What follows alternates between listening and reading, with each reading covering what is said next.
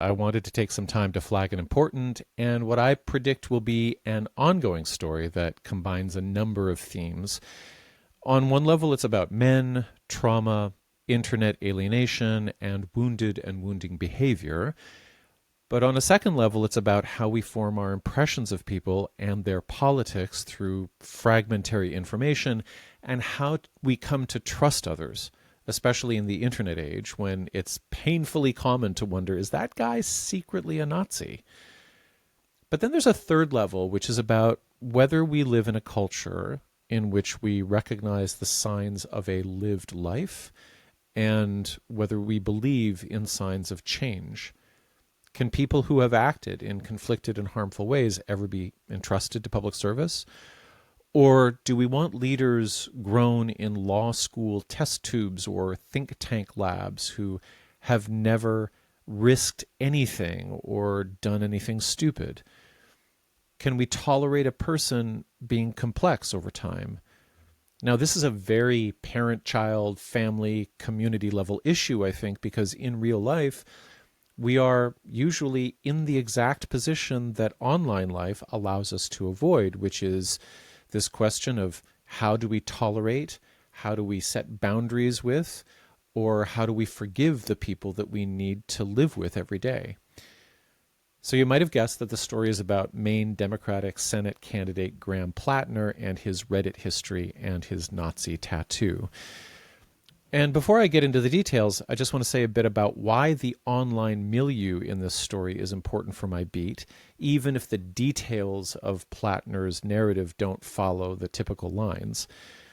A big part of the groundwork for this podcast is an examination of the effects of internet culture on boys and young men, including the influence of charismatic figures and how over the past 10 to 12 years, so many of the cultural supports for fascism developed in isolated and isolating internet petri dishes that just reek of testosterone. Over the next little while, I'll actually have episodes with Cy Cantarell, with Dale Baran, and Taylor Lorenz about their research into these matters since about 2017. From what I've seen, there are two basic approaches, which I think are especially pertinent for parents, in looking at internet spaces where this combination of anonymity and alienation seems to permit all manner of behavior. Now, one approach is to instinctively clamp down, to want to regulate, to quarantine it, to feel very anxious that one's own sons will be drawn into it, like, will they be able to recognize the Nazi in the chat? Like, these are reasonable responses because toxic online culture, especially of the masculine type, is real, it's harmful, it can metastasize. You have to be vigilant about it. It gave rise to Andrew Tate. It gave rise to QAnon. Now, where the quarantine or disgust approach can be blindered is in its avoidance of the more holistic approach of asking fundamental questions about why young men are in certain places, how many different pathways they took to get to those places, and whether providing them resources is more effective ultimately than hand-wringing and stigma and notions of discipline. That disgust reflex can compound the social isolation of guys who are stuck in those spaces. In fact, for many of them, it's the precondition for being in manosphere spaces. They already feel socially rejected. But of course, the liability of this whole track of thinking, this root cause approach, is that you can wind up spending too much time empathizing with people who really have crossed over into a fascist territory in a concrete way. So walking this line between quarantine and reaching out really depends on the amount of social capital that you have with that son of yours, with that nephew, with that neighbor. Okay, so that's my little analysis on the status of the internet as a political reality in men's lives. It's a scary place and a place perhaps of potential because, after all, it spat out Kash Patel and Dan Bongino to work as flunkies for Trump. But was it also a factor in Graham Platner's long journey to public service through a kind of catharsis? So who is he? Platner is 41. He's a Marine veteran of 4 tours in Iraq and Afghanistan. And today he's a Marlboro man, handsome oyster farmer with a deep voice that he's not afraid to raise in populist indignation. And he's the current frontrunner in the Democratic Senate primary race to challenge Republican Susan Collins for the seat that she's clung to for 28 years. And Platner has done this on a platform of Medicare for all, economic justice, labor support, criticizing Israel harshly, and rebuking the U.S. military imperialism he was part of. He's been drawing raucous crowds of hundreds to town halls all over rural Maine. Now, Platner has spoken openly about suffering from PTSD from intense combat experiences, which included machine gunning other human beings in Baghdad, in Ramadi, and also he took part in anti-piracy operations off the coast of Somalia. So he got paid by American taxpayers to go to the Middle East and kill people, and we don't know how many. And this has led to, as he says, very dark periods in his life. And then he also says that the VA saved him. And that is a key talking point on the stump as he rails against Trump slashing services to the people he now wants to send to war in South America. So up to this point, this story sounds like Bernie Sanders' left-wing Democrat gold, and Bernie himself has been a strong Platner supporter. He seems to be almost the perfect candidate to speak to all the heartland erstwhile Democrat men who voted for Trump last time around. Platner seems to offer a wounded but recovering, a muscular yet compassionate model of masculinity. But nothing is ever really as it seems, especially online. Platner's working class persona ends at the hem of his plaid shirt. His father is a lawyer and former assistant DA. His mother owns a restaurant business.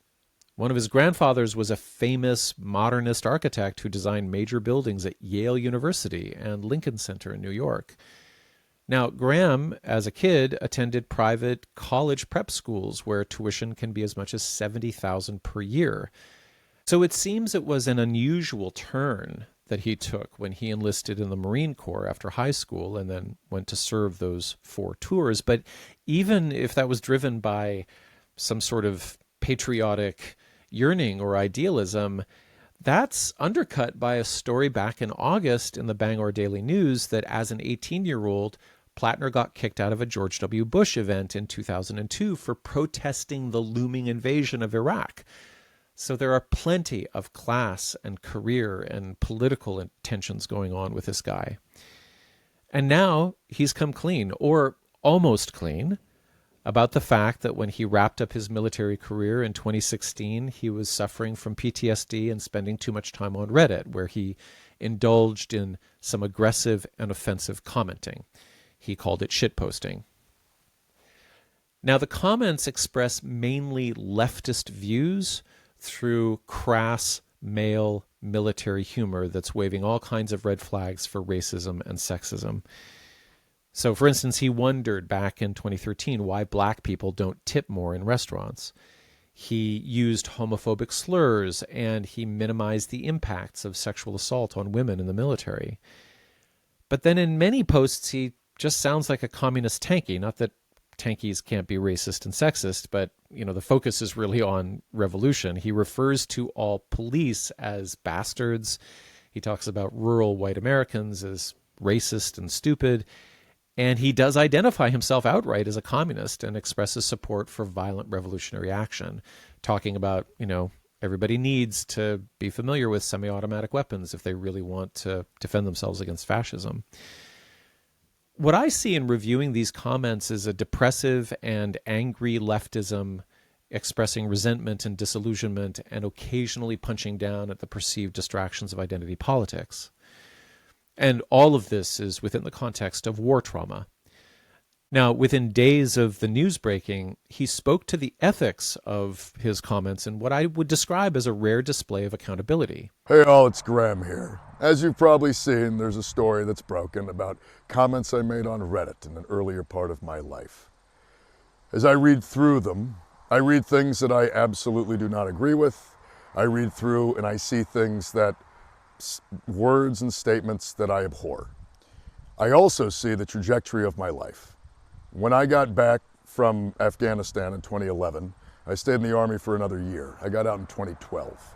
Some of the worst comments I made, the things that I think are least defensible, that I wouldn't even try to defend, come from that time.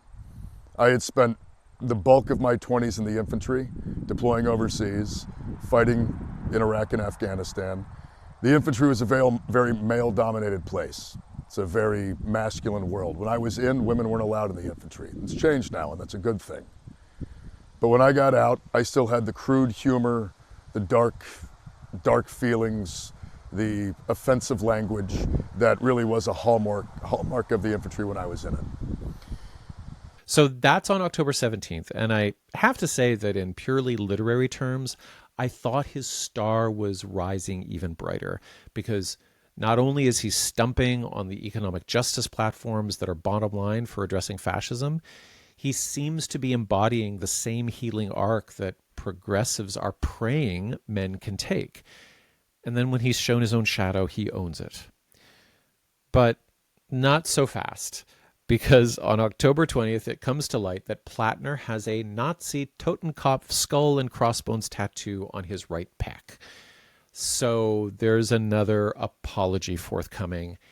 He claims he got it while drunk in the service in Croatia in 2007, and that he had no idea that this extremely famous Nazi symbol was associated with, you guessed it, the Nazis. Now, many folks, including me, found this impossible to believe, given his military history knowledge and his presumed commitment to anti-fascism. You know, it's really hard to believe that he didn't learn what that was over 18 years and then want to have it removed and then taken the steps it took to remove it. Now, by October the 24th, CNN had confirmed reports that as late as 2020 on Reddit, Platner, under his username phustle, was discussing the strangeness of Nazi tattoos in the U.S. military on Reddit. He was saying that Nazi insignia like the double bolts could be used by white and black and Latino servicemen alike, presumably to signify ruthlessness. So he likely knew what that tattoo was, and he tried on a lie to start. And at this point, if he has common political scruples, he has every motivation to continue to lie about the tattoo and hope it gets buried under his continued polling success. But a question that I have is whether it would be impossible for him to fully outline the paradoxes of using this imagery in the U.S. military. Because I can imagine a world in which a character like Platner knows what the tattoo is absolutely, and that he gets it as a Marine with a growing conscience. And not only is it a sign of vengeance and scariness, as he describes it in his apology, but it's also a mark of Cain, and that he keeps it on his body to remind him of his sins, or perhaps to normalize the part of him that was sent abroad to murder people. Now, in some of the Reddit comments, he's chiding the normies for not understanding the moral complexity of being in the U.S. military. So in this fictional story that I'm imagining, the tattoo expresses his self-loathing as an imperial murderer, and his Reddit persona carries that cynical, in-the-know, on-the-verge of black-pilled energy that can really tilt in any political direction, which is why it's so volatile. Now, in response to the revelations and Platner's apologies, factions have emerged and hardened, and they run the gamut from, well, he's obviously a covert fascist who's cosplaying as a progressive, and we've got to cut him loose, to, well, he's a guy who messed up and he's owning it, and more than that, using his experience of his political disempowerment and of having stared into the jaws of the empire to find the right answers by leaning towards socialism, he is of value to us. Now, as I'm recording this, Platner is still leading in most polls over the centrist pick of the Democrat establishment, 77-year-old Maine Governor Janet Mills. And so the folks of Maine who will have the last word at the polls at the primary in June are leaning towards that latter, well, it looks like he's reformed and he might be a powerful advocate, the kind that we need position. Here's what I'd like to propose for parents and caregivers of boys and young men who are interested in this story, who might be talking about it and wondering about all of its implications as it plays out. I would say that on a public level, this is a morality play of Jungian dimensions. And when I say play, I mean fiction in the sense that no one outside of Platner, his close people, and his therapist will get close to the truth of what that tattoo means to him. We all have to make our guess, especially voters in Maine. They'll be doing that on a gut level, and there will be an inevitable gap between what they know about Platner and why they pull that lever. Now, the Platner spectacle is a rich discussion topics for boys and young men in several ways, I believe. I mean, first of all, it's a great character study, a great exploration of the arc and flow of a person as they go through the trauma of war and are potentially illuminated, but how they might struggle to come to that clarity through periods of depression and resentment. Secondly, I think this story allows us to recognize that fighting over the veracity of Platner's narrative is going to be a highly motivated activity no matter what direction you're coming at it from. The GOP is happy about this story for obvious reasons, but the Democratic leadership is also happy to find something disqualifying about a candidate that ruthlessly attacks its donor class and foreign policy. And then those who are actually on the anti-capitalist left will be tortured by this question of whether to believe and forgive him. And the stakes are high because we desperately need some kind of relief from business as usual, from centrism. Now, another rich point of discussion might come from learning about Dunbar's number.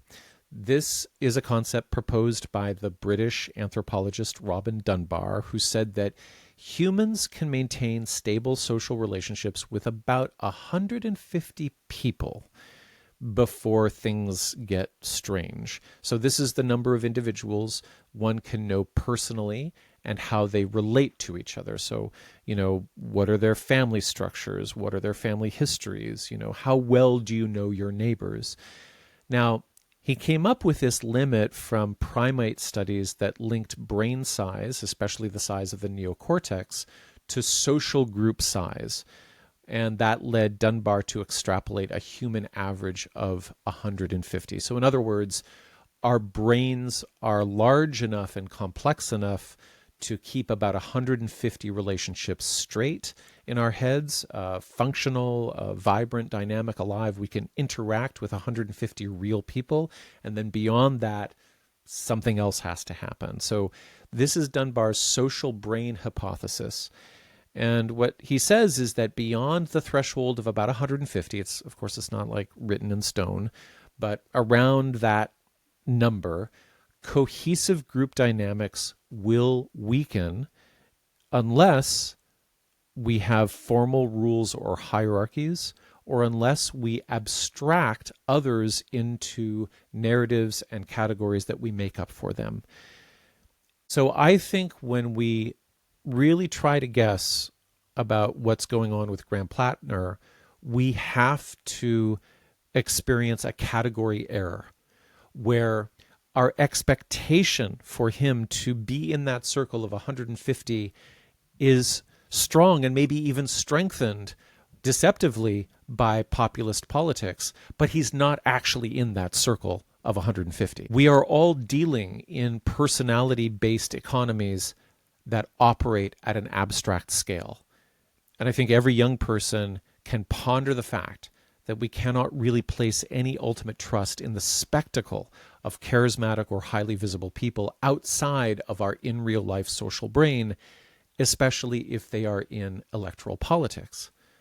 So if there's something to learn from Graham Platner as a contradictory political actor, it's the reminder that in real life trust is built in small networks and communities where we don't have to guess or lay bets on where charismatic people stand.